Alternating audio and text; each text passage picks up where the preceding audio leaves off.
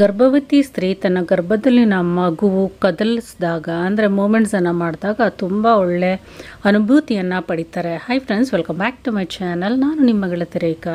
ಸ್ತ್ರೀಗೆ ಗರ್ಭಧಾರಣೆ ಆದಮೇಲೆ ಯಾವ ದಿನದಲ್ಲಿ ತನ್ನ ಮಗುವಿನ ಕದಲುವಿಕೆ ತನಗೆ ಅನುಭವಕ್ಕೆ ಬರುತ್ತೆ ಅಂತ ಕಾದು ಕುಳಿತಿರ್ತಾಳೆ.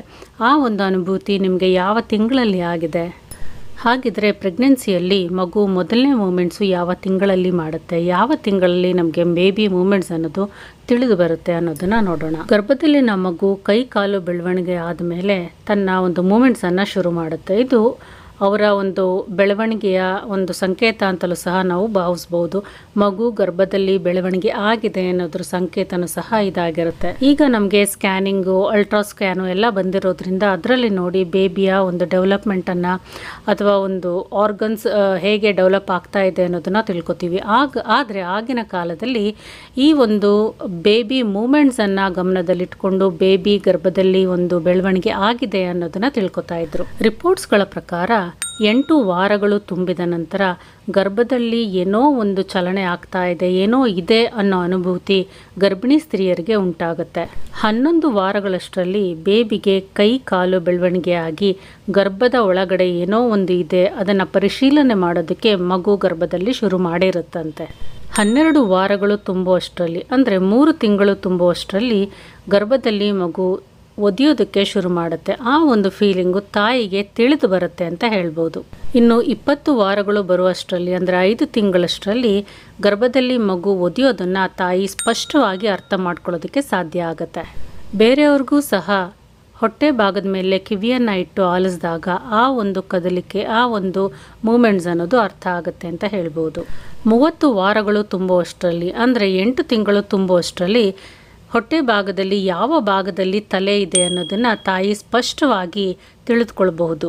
ಹೊಟ್ಟೆಯ ಒಂದು ಆಕಾರ ಚೇಂಜ್ ಆಗ್ತಾ ಇರುವಂಥದ್ದು, ಬದಲಾಗ್ತಾ ಇರುವಂಥದ್ದು ತಾಯಿಗೆ ಸ್ಪಷ್ಟವಾಗಿ ಈ ತಿಂಗಳಲ್ಲಿ ತಿಳಿದು ಬರುತ್ತೆ.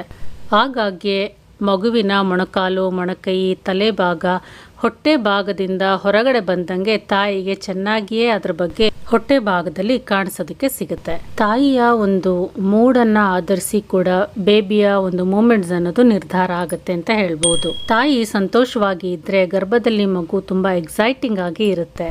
ತಾಯಿ ಒತ್ತಡದಲ್ಲಿ ಇದ್ರೆ ಗರ್ಭದಲ್ಲಿರುವಂಥ ಮಗು ಅಚೇತನವಾಗಿ ಇರುತ್ತೆ ಅಂತ ಕೆಲವೊಂದು ರಿಪೋರ್ಟ್ಸು ಹೇಳುತ್ತೆ. ಮಗುವಿನ ಕದಲಿಕೆ ಅಂದರೆ ಮೂಮೆಂಟ್ಸ್ ಅನ್ನೋದು ಗರ್ಭದೊಳಗೆ ಇಲ್ಲ ಅಂದ್ರೂ ಸಹ ಯಾವುದೇ ಗಾಬರಿ ಪಡುವಂಥ ಅಗತ್ಯ ಇಲ್ಲ. ಹಾಗೆಯೇ 2-3 ದಿನ ಆದರೂ ಸಹ ಒಂದು ಮೂಮೆಂಟ್ಸ್ ಅನ್ನೋದು ನಿಮಗೆ ಗೊತ್ತಾಗ್ತಿಲ್ಲ ಅಂತ ಹೇಳಿದ್ರೆ ಖಂಡಿತವಾಗ್ಲೂ ಡಾಕ್ಟರನ್ನು ಹೋಗಿ ಕನ್ಸಲ್ಟ್ ಮಾಡಬೇಕು. ಯಾಕೆಂದರೆ ಈ ಒಂದು ಬೇಬಿ ಮೂಮೆಂಟ್ಸ್ ಅನ್ನೋದು ಒಬ್ಬೊಬ್ಬರಲ್ಲಿ ಒಂದೊಂದು ರೀತಿಯಾಗಿ ಇರುತ್ತೆ.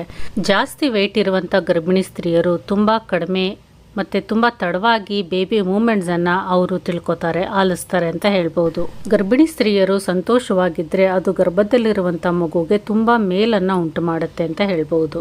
ಸಂತೋಷವಾಗಿದ್ದರೆ ದೇಹದಲ್ಲಿ ಆಕ್ಸಿಟೋಸಿನ್ ಅನ್ನೋ ಹಾರ್ಮೋನ್ ರಿಲೀಸ್ ಆಗುತ್ತೆ. ಇದು ಬೇಬಿ ಮೂಮೆಂಟ್ಸ್ಗೆ ಆಕ್ಟಿವ್ ಆಗಿ ಇರೋದಕ್ಕೆ ತುಂಬಾ ಹೆಲ್ಪ್ಫುಲ್ ಆಗಿ ಇರುತ್ತೆ ಈ ಒಂದು ಹಾರ್ಮೋನ್.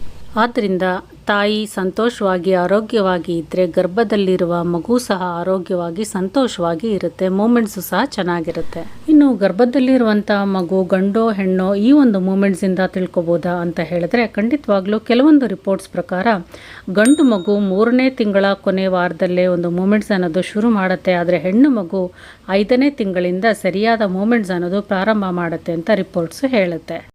ಕೆಲವೊಂದು ರಿಪೋರ್ಟ್ಸ್ ಅಥವಾ ಒಂದು ರಿಸರ್ಚ್ ಪ್ರಕಾರ 3ನೇ ತಿಂಗಳಿಂದನೇ ಗರ್ಭವತಿ ಸ್ತ್ರೀಗೆ ಬೇಬಿ ಮೂಮೆಂಟ್ಸ್ ಅನ್ನೋದು ತಿಳಿತಾ ಇದೆ ಅಂತ ಹೇಳಿದ್ರೆ ಅದು ಗಂಡು ಮಗು ಆಗಿರುವಂಥ ಸಾಧ್ಯತೆಗಳು ಜಾಸ್ತಿ ಇರುತ್ತೆ. ಇನ್ನು 4ನೇ ತಿಂಗಳ ಕೊನೆಯ ವಾರದಲ್ಲಿ ಅಥವಾ 5ನೇ ತಿಂಗಳಲ್ಲಿ ನಿಮಗೆ ಮೂಮೆಂಟ್ಸ್ ಅನ್ನೋದು ತಿಳಿದು ಬರ್ತಾ ಇದ್ರೆ ಅದು ಹೆಣ್ಣು ಮಗು ಆಗಿರುವಂಥ ಸಾಧ್ಯತೆ ಜಾಸ್ತಿ ಅಂತ ಹೇಳ್ಬೋದು. Thank you for watching.